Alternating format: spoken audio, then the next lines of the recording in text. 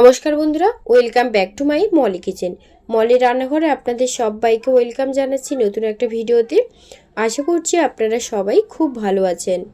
আজকের আমি আপনাদের সাথে শেয়ার করছি পনির কারি কিংবা পনিরের ঝাল রেসিপি। এই রেসিপিটা দেখতে যতটা সুন্দর, খেতেও কিন্তু দুর্দান্ত স্বাদ। শুধুমাত্র বাড়ির কিছু মশলা দিয়ে আজকের এই রেসিপিটা শেয়ার করেছি। রেসিপিটা ভীষণই সুন্দর, আপনারা অবশ্যই এইভাবে একবার বাড়িতে বানিয়ে দেখবেন, খুব ভালো লাগবে। তো বন্ধুরা, আজকের রেসিপি আপনাদের কাছে যদি ভালো লেগে থাকে অবশ্যই মলি কিচেন চ্যানেলটিকে সাবস্ক্রাইব করে রাখবেন। আর প্রত্যেক দিনের জন্য নিত্য নতুন আপডেট পাওয়ার জন্য বেল আইকনটি কিন্তু ক্লিক করবেন। তো চলুন এখন রেসিপিটা ঝটপট শুরু করি। পনিরের কারি রেসিপিটা বানানোর জন্য এখানে আমি 200 গ্রাম পনির নিয়েছি। পনিরটা ছোট ছোট পিস পিস করে কেটে নেব। তো দেখুন, প্রথমে লম্বা সাইজ করে 4 পিস কেটে নিলাম, তারপর গোল গোল শেপ করে ছোট ছোট টুকরো করে কেটে নেব। আপনারা আপনাদের পছন্দ অনুযায়ী পনিরগুলো এখানে কেটে নিতে পারেন। তো এই যে দেখুন বন্ধুরা, পনিরটা আমি কেটে নিয়েছি। এবার এই পনিরটাকে ভেজে নেব। তার জন্য ফ্রাইং প্যানে বেশ কিছুটা পরিমাণে তেল দিয়ে দেব। তেলটা কিন্তু খুব ভালো করে গরম করে নেব। তারপর এর মধ্যে পনিরগুলো দিয়ে দেব। প্যানে বেশ কিছুটা তেল দেওয়ার পর পুরো তাওয়ার মধ্যে একটু ভালো করে ছড়িয়ে দিচ্ছি। এবার আমি এর মধ্যে পনিরগুলো দিয়ে দিচ্ছি। পরপর করে সব পনিরগুলো একেবারেই দিয়ে ভেজে নেব। তো দেখুন, পরপর করে আমি সব পনিরগুলো একেবারেই দিয়ে দিচ্ছি। পনিরের তো নানান ধরনের রেসিপি আপনারা সবাই খেয়েছেন, তবে এই রেসিপিটা একবার হলেও বাড়িতে বানিয়ে দেখবেন, খুব ভালো হয় খেতে। তো 2 মিনিটের মতন পনিরের এক পিঠ খুব ভালো করে ভেজে নিয়েছি। এবার অপর পিঠ উল্টে পনিরগুলোকে আবারও 2 মিনিটের জন্য রেখে দেবো, যাতে লাল লাল করে পনিরগুলো ভাজা হয়ে যায়। তো দেখুন, উল্টে পাল্টে পনিরগুলোকে ভেজে নিচ্ছি 2 মিনিটের মতন। উল্টে দিচ্ছি, উল্টে দিয়ে আবারও 2 মিনিটের মতন রেখে দেবো, যাতে পনিরগুলো ভালো অপর পিঠটাও ভাজা হয়ে যায়। তো বন্ধুরা, পনিরগুলো কিন্তু ভালো করে ভাজা হয়ে গেছে। আর এই পনিরগুলো ভাজতে কিন্তু 3 থেকে 4 মিনিটের মতন সময় লেগেছে। তো বন্ধুরা, পনিরগুলো ভালো করে ভাজা হয়ে গেছে। এবার তুলে এখানে দেখুন সব পনিরগুলো তুলে নিয়েছি। আর এখানে নিয়েছি বেশ কিছুটা পরিমাণে উষ্ণ গরম জল। তার মধ্যে লবণ দিয়ে আমি জলটাকে ফুটিয়ে নিয়েছিলাম।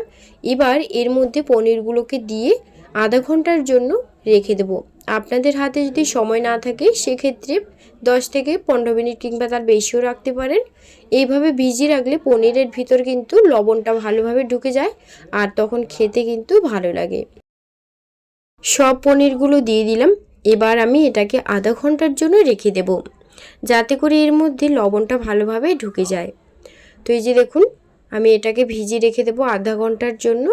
আর এটা ভেজাতে ভেজাতে আমি পরবর্তী কাজটাও কিন্তু করে নেব। তো কড়াইতে আমি এর মধ্যে দিয়ে দিচ্ছি বেশ কিছুটা পরিমাণে সর্ষের তেল। এই রান্নাটা আমি পুরোটাই সর্ষের তেলে করলাম, আপনারা যদি চান সাদা তেলেও করতে পারেন। তো এবার আমি বেশ কিছুটা পরিমাণে তেলটা দিয়ে দিলাম। 4 টেবিল চামচের মতন তেল দিয়েছি। দেওয়ার পর দুটো মিডিয়াম সাইজের পেঁয়াজ একদম ডুমো ডুমো করে কেটে রেখেছিলাম, সেটাও তেলের মধ্যে দিয়ে দিলাম। দিয়ে দেওয়ার পর খুব ভালো করে নাড়াচাড়া দিয়ে নেব। দিয়ে পেঁয়াজটাকে একদম ব্রাউন কালার করে ভেজে নেব। তো দেখুন, 2 মিনিটের মতন একদম হাই ফ্লেমে পেঁয়াজটাকে খুব ভালো করে ভেজে নেব, যাতে পেঁয়াজের কালারটা একটু চেঞ্জ হয়ে আসে আর পেঁয়াজটা একটু মজে আসে। তো দেখুন, নাড়াচাড়া করে পেঁয়াজটাকে ভেজে নিচ্ছি।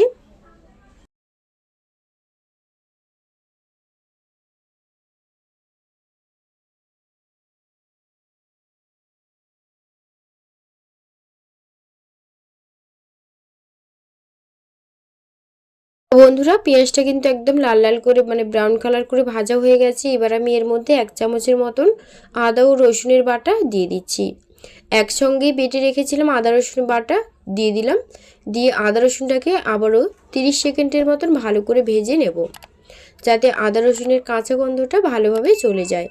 তো দেখুন, আদা রসুনটা ভালো করে 30 সেকেন্ডের মতন ভেজে নিয়েছি।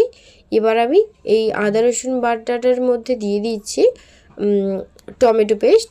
টমেটো পেস্টটা দিয়ে দিলাম। একটা মিডিয়াম সাইজের টমেটো একদম গ্রেট করে রেখেছিলাম, সেটাকে দিয়ে দিলাম। টমেটো পেস্টটাকে দিয়ে দিলাম। দিয়ে টমেটো পেস্টটাকে দেওয়ার পর আবারও সব কিছু ভালো করে একসাথে কষিয়ে নেব। তো দেখুন, টমেটোটা দেওয়ার পর 2 মিনিটের মতন ভালো করে কষিয়ে নিতে হবে।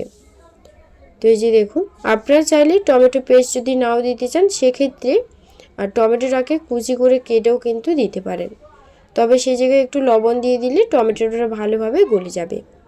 তো দেখুন বন্ধুরা, টমেটোটাকে একদম ভালো করে 2 মিনিটের মতন ভেজে নিচ্ছি। তারপর এর মধ্যে দিয়ে দেব 1 চামচের মতন ধনে বাটা। এখানে ধনে গুঁড়োও দিয়ে দিতে পারেন, আমি এখানে ধনে বাটা দিয়ে দিলাম। ধনে বাটাটা শিলনোড়াতে বেটে রেখেছিলাম, সেটা আমি দিয়ে দিচ্ছি। ধনে বাটা 1 চামচের মতন দিয়ে দিলাম। ধনে বাটাটা দিয়ে দেওয়ার পর আবার ওর মধ্যে দিয়ে দিচ্ছি হলুদের গুঁড়ো পরিমাণ অনুযায়ী। হলুদের গুঁড়োটা দিয়ে দেওয়ার পর এর মধ্যে দিয়ে দেব স্বাদ মতো লবণ। হলুদ ধনে বাটা দেওয়ার পর আবার একটু সব কিছু 2 মিনিটের মতন কষিয়ে নেব। তো দেখুন 2 মিনিটের মতন ভালো করে কষিয়ে নিচ্ছি, যাতে এর থেকে মানে মশলা থেকে তেলটা ভালোভাবে বেরোতে থাকে। তো সেইভাবেই কিন্তু একদম ফ্লেমটাকে লোতে রেখে মশলাটাকে ভালো করে কষিয়ে নিতে হবে। আর এটা কিন্তু হাই ফ্লেমে একদমই রাখা যাবে না, না হলে কিন্তু মশলাটা ভালোভাবে কিন্তু কষানো হবে না, সেই জায়গায় কিন্তু পুড়ে যেতে পারে। তো এবার আমি এর মধ্যে দিয়ে দিচ্ছি জিরের গুঁড়ো আর দিয়ে দেবো লঙ্কার গুঁড়ো। 1 চামচের মতন জিরে গুঁড়ো দিলাম আর 1 চামচের মতো আর দিয়ে দিচ্ছি এর মধ্যে দিয়ে দিলাম বেশ কিছুটা পরিমাণে কড়াইশুঁটি, মানে 100 গ্রাম কড়াইশুঁটিকে ছাড়িয়ে রেখে যতটা হয় সেটাই দিয়ে দিলাম। আপনারা চাইলে বেশিও দিতে পারেন। একদম ছাড়ানো কড়াইশুঁটি দিয়ে দিলাম।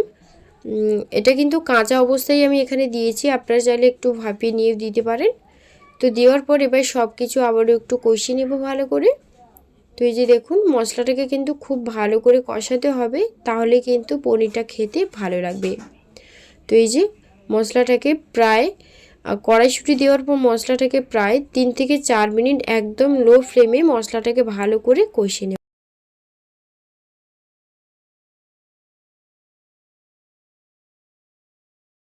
বন্ধুরা, মশলা তো ভালো করে কষানো হয়ে গেল। এবার আমি এর মধ্যে দিয়ে দিচ্ছি 1 কাপ থেকে 1.5 কাপের মতন জল।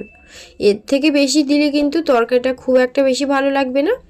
আমি এখানে 1 থেকে 1.5 কাপের মতন জল অ্যাড করলাম। আপনারা গ্রেভি বেশি পছন্দ করলে, মানে ঝোলটা বেশি পছন্দ করলে সেই জায়গায় ঝোলের পরিমাণটা একটু বেশি দিয়ে দেবেন। তো দেখুন বন্ধুরা, জলটা দিয়ে দিলাম। দেওয়ার পর এটাকে ভালো করে ফুটতে দেব। 5 মিনিটের মতন ঝোলটা খুব ভালো করে ফুটিয়ে নিয়েছি। এবার আমি এর মধ্যে পনিরগুলো দিয়ে দেব। লবণ জল থেকে তুলে পনিরটাকে ভালো করে জল ঝরিয়ে নিয়েছি। এবার পনিরগুলো দিয়ে দিচ্ছি। পনিরটা দিয়ে দেওয়ার পর একটু নাড়াচাড়া দিয়ে নেব। নাড়াচাড়া দিয়ে নেওয়ার পর এবার এটাকে 1 থেকে 1.5 মিনিটের মতন ভালো করে, মানে একদম হাই ফ্লেমে এটাকে ফুটতে দেব, যাতে গ্রেভিটা যে যেমন পছন্দ করেন সেই বুঝে গ্রেভিটা এখানে রেখে তরকারিটা নামিয়ে নেবেন। তো দেখুন, গ্রেভিটা অনেকটাই কিন্তু ফুটে এসেছে আর অনেকটাই কিন্তু গাঢ় হয়ে এসেছে। এবার আমি এর মধ্যে কাসুরি মেথি আর 1 চামচের মতন জিরে আর গরম মশলা, মানে এলাচ লবঙ্গ দারচিনি ভেজে গুঁড়ো করে রেখেছিলাম দুটো একসাথে, সেটা দিয়ে দিলাম। আপনারা এখানে চাইলে গরম মশলাও অ্যাড করতে পারেন। আর চিরা কাঁচা লঙ্কা আর ধনে পাতা কুচি এর মধ্যে দিয়ে দিলাম। দিয়ে দেওয়ার পর আবারও একটু ভালো করে নাড়াচাড়া করে নিয়ে আর 1 থেকে 1.5 মিনিটের মতন একদম লো ফ্লেমে রেখে এটাকে আমি ঢাকনা দিয়ে দিচ্ছি। ঢাকনা দিয়ে দেওয়ার পর তারপর কিন্তু এটাকে আমি নামিয়ে নেব, তাহলে কিন্তু রেসিপিটা আমার একদম কমপ্লিট। তো এটাকে 2 মিনিটের জন্য ঢাকনা দিয়ে রেখে দিয়েছিলাম। তো তারপর দেখুন, এটা কিন্তু আমার একদম রেডি, রান্নাটা কিন্তু একদমই রেডি। এবার এটাকে আমি নামিয়ে নেব। এটা আমি নামিয়ে নেওয়ার পর আপনাদের সার্ভ করে দেখাবো। তো তার আগে দেখুন বন্ধুরা, রান্নাটা দেখতে কতটা সুন্দর লেগেছে, এটা কিন্তু দারুণ লাগে খেতে। এবার আমি এটা সার্ভ করে নিচ্ছি। গ্যাসটা অফ করে দিলাম। গ্যাসটা অফ করে দিয়ে এটা নামিয়ে আপনাদের দেখাচ্ছি। সো বন্ধুরা, আজকের রেসিপি আপনাদের কাছে কেমন লাগলো আমাকে কিন্তু কমেন্টে জানাতে একদমই ভুলবেন না। রেসিপি ভালো লাগলে চ্যানেলটিকে সাবস্ক্রাইব করে রাখবেন, সাথে বেল আইকনটি ক্লিক করতে কিন্তু একদমই ভুলবেন না। যখনই কোনো নতুন নতুন রেসিপি শেয়ার করব আপনাদের কাছে খুব সহজেই পৌঁছে যাবে। আর বন্ধুরা, আপনারা কে কেমন কোথা থেকে দেখছেন সেটা কিন্তু আমাকে কমেন্টে জানাবেন।